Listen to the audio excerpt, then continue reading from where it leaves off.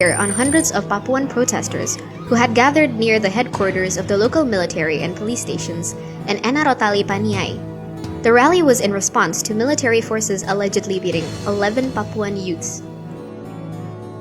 Bapak bicara ini, Waita ini kan damai, tapi kena buang tembakan ini kayak hujan, jadi kita juga kaget.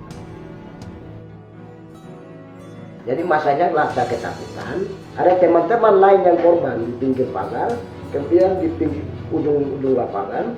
Teman-temannya rasa takut, lalu lompati pagar. Begini di pagar di atas juga ada yang kena peluru, seperti Apinus itu. Apinus itu kena di atas pagar itu saksinya saya. Mama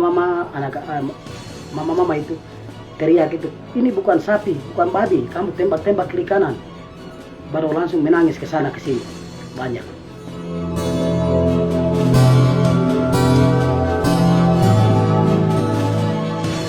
Four protesters died of gunshot wounds. All of them were teenagers. Jadi masyarakat yang langsung lakukan evakuasi ke teman-teman yang korban. Masyarakat yang lari ke sana lihat, oh ini meninggal, ini tidak. Jadi yang saat itu yang sudah meninggal betul di situ itu siapa? Yo ini Alpius, terus Yo Gobaya Pinus itu dia masih ada napas, tapi dia juga posisi sudah mau hilang begitu. Kemudian Yaimo itu dia masih hidup tapi bawa ke rumah sakit, boleh meninggal lagi. Dengan DG itu juga mati tempat. Jadi 4 orang itu masyarakat yang lakukan evakuasi itu ya, bukan siapa-siapa, tapi masyarakat yang menjadi saksi itulah yang melakukan evakuasi. The third Papuan People's Congress incidents, the rally in Freeport, and Paniai shooting, are a fraction of unlawful killing cases in Papua.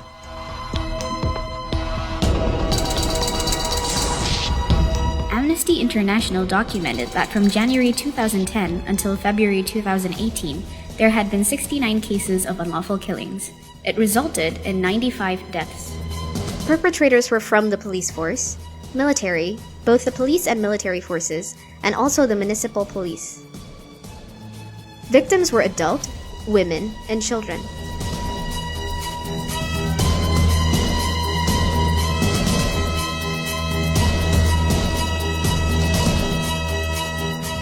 For many unlawful killing cases in Papua, perpetrators were only held accountable in very few instances.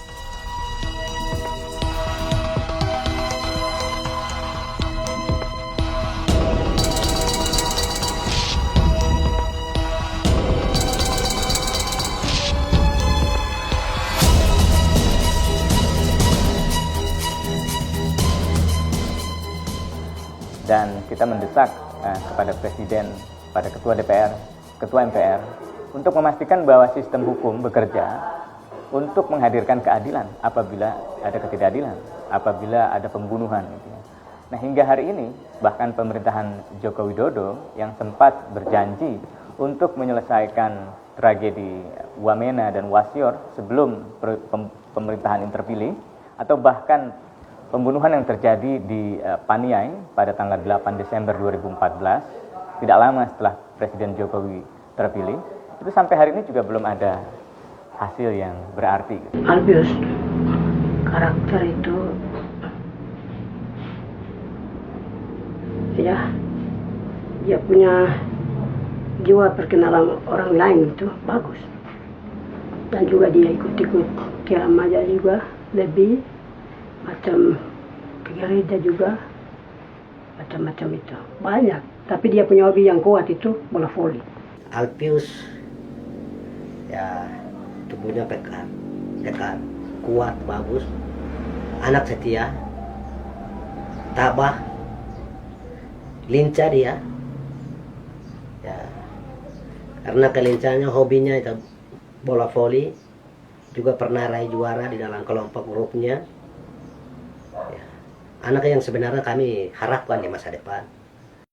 President Joko Widodo, during the national Christmas celebration on 27 December 2014 in Papua, pledged to resolve the Paniai case. But that pledge has yet been realized.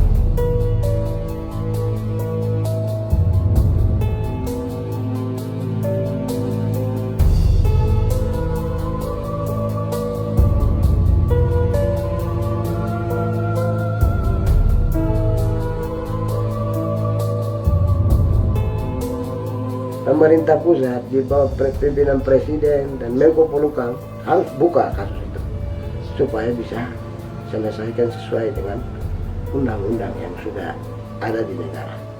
Dan kami berharap juga penegakan HAM dan hukum dan HAM di Papua harus betul-betul tegakkan. President Joko Widodo is determined to change the currently forceful approach in Papua and aim for welfare. But most importantly is to ensure that there will be no unlawful killing and human rights violations in Papua for any reason.